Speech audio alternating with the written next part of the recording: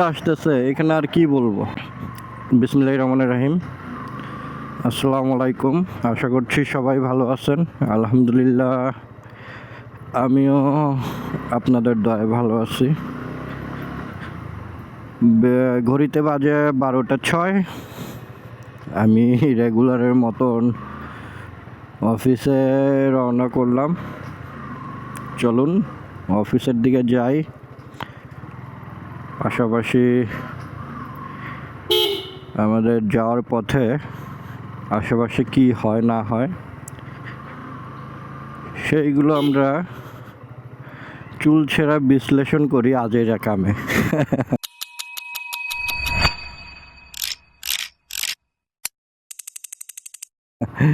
ঠিক আছে, তো চলুন দেখা যাক। আজকের ওয়েদারটা খুবই ভালো। তো বৃষ্টি হচ্ছে না এবং রোদও নেই, মেঘলা আকাশ, কোনো ভাবসা গরম নেই, একটা মৃদু ঠান্ডা হাওয়া, তার মধ্যে বাইক রাইড করা ঢাকা সিটির মধ্যে।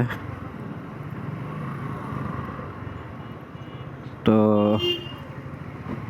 দেখা যাক। ইচ্ছা আছে খুবই দ্রুত একটি ঢাকা সিটির বাইরে ট্যুর দেওয়ার। তো আপনারা একটু কমেন্ট করে জানাবেন কোথায় গেলে ভালো হবে বা আপনারা কোথাকার ভিডিও আপনারা দেখতে চাচ্ছেন। তো বরাবর আমি যেই কথাটা বলি, আমার বাড়িতে যেতে আমার খুবই ইচ্ছা করছে,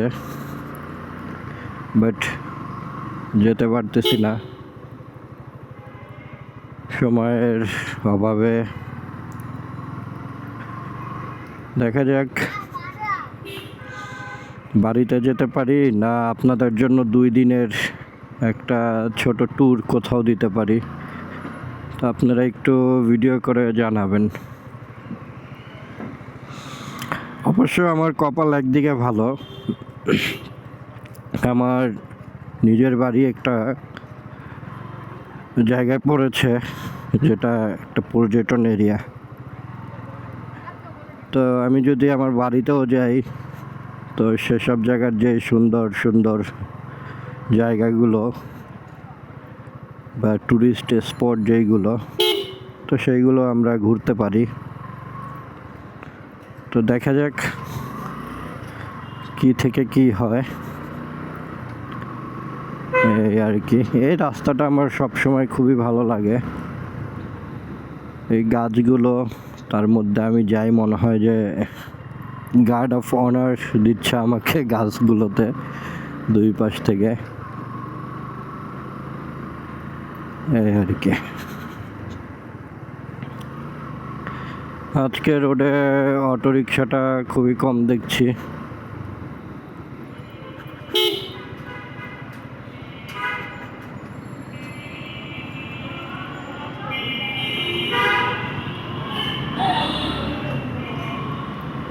হ্যাঁ, আপনাদেরকে দেখাইতে পারলাম না, পিছে একটি অটোরিকশা সুন্দর মতন এক প্রাইভেট কারের ড্রাইভারকে ঝাড়ি দিতেছে।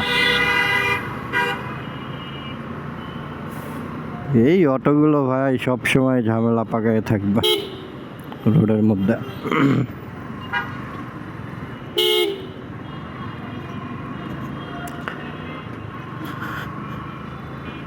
রোডঘাট ফাঁকা।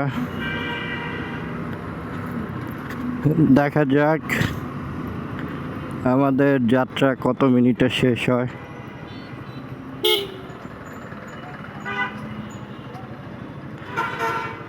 দেখেন, এটা কোনো মানে আছে? এই যে একটা বাস কিভাবে দাঁড়ায়া ও যাত্রী নামাইতেছে, ও কিন্তু একটু সামনে আগে যাত্রী নামাইলেই হয়। এই দেশের কবে যে ঠিক হবে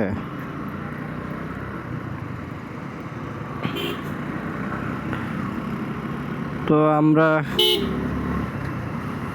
আমাদের যাত্রা শুরু করার পর টুকুর টুকুর করে সুন্দর মতন চলে আসলাম মিরপুর 12 নম্বর। তো হচ্ছে দেখি আস্তে আস্তে করে অফিসে চলে যাব। দেখছেন ও সাইড দিবে না, এইগুলো ভাই কি একটা অবস্থা দেশের।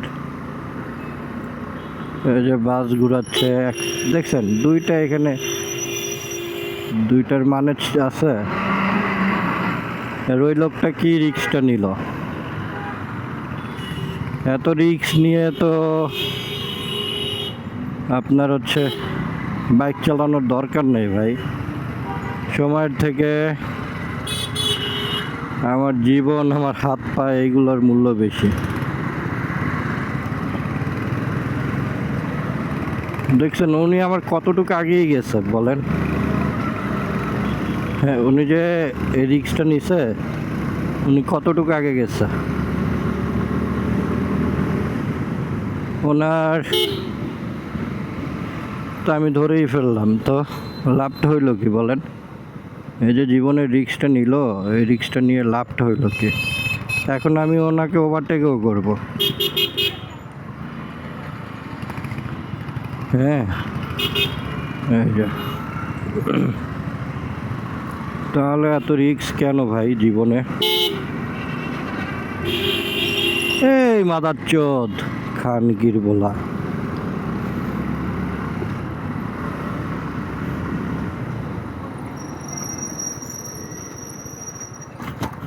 দেখছেন কি অবস্থা ভাই?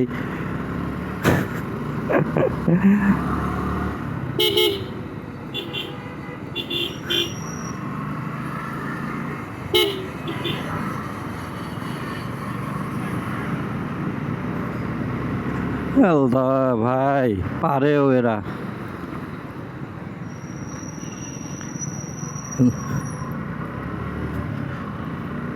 ব্যাটার ব্রেকেও কাজ করে না, এই গাড়ি নিয়ে কেন নামছে?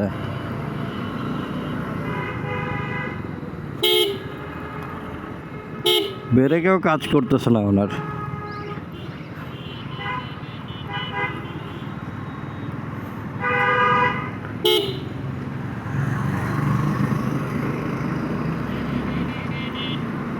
যাই হোক, চলে আসলাম ডিএইচএস।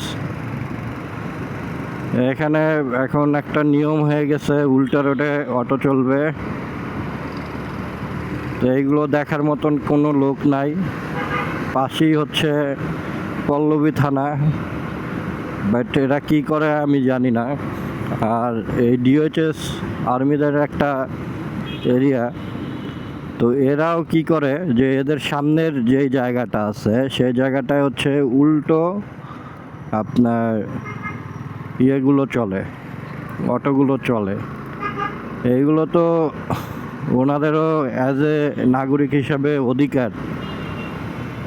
হ্যাঁ, আমি ইচ্ছা করলে কি পারতাম না সামনে থেকে একটু রং টেনে ইউটার্ন, একটা উল্টা ইউটার্ন দিয়ে তারপর হচ্ছে যে আমি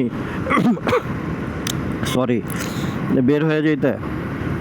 আমি এই জায়গাটা আমি ঘুরে কেন আসলাম? অবশ্যই দেশের নিয়ম, এদেশের রোডের এই প্যাটার্নটা হয়েছে, এর জন্যই তো আমি এটা ঘুরে আসলাম, তাই না? তো এই নিয়মটা কেন সবাই মানে না? উল্টা রিক্সা কেন চালাইতে হবে ভাই? এ দেখেন পুলিশের গাড়ি যেখানে উল্টা আসতেছে, এখানে আর কি বলবো? এখানে আমার আর বলার কিছু নাই। আমি নেক্সট টাইম এই ব্যাপারে কথাই বলতে চাই না, বাট অটোওয়ালাদের আমি কি বলবো বলেন?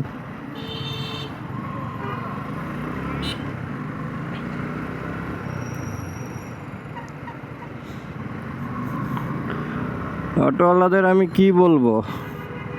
ওদের এই দেখেন যাত্রী নামাইতেছে।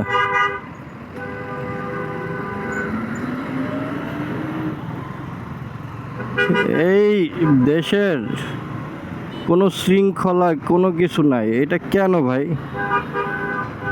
সরকার কি একা পারবে ভাই? সরকারের এত ক্ষমতা আছে? আছে সরকারের ক্ষমতা, সেই ক্ষমতায় হচ্ছে যে সরকারের। ভাই দাঁড়ায় থাকবেন।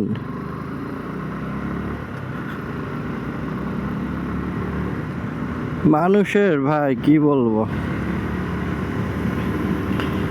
ঢাকা শহরের বাইক চালানো আর একটা যুদ্ধ করা, ছোটখাটো একটা যুদ্ধ করা সেম কথা। আমি আপনাদের সাথে কথা বলতেছি, এর মধ্যে আমি সেই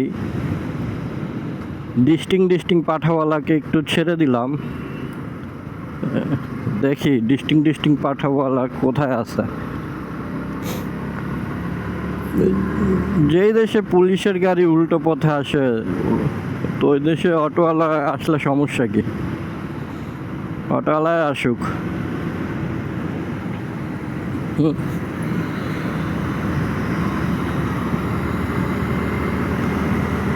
কিন্তু এই দেশের নিয়ম তো নিয়ম মান নাই।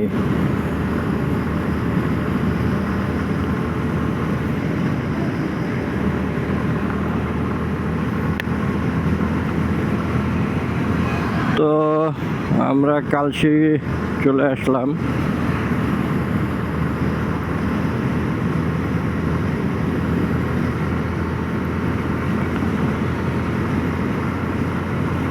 কালশি এসে পড়েছি। কালশি রোডটা এখন ভালোই লাগে, খারাপ লাগে না।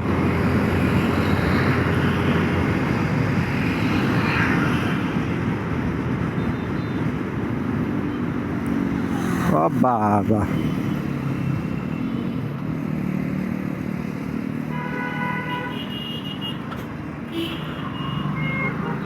ও এখানে চলে এসেছে আমাদের ডিস্টিং পাঠাও ড্রাইভার।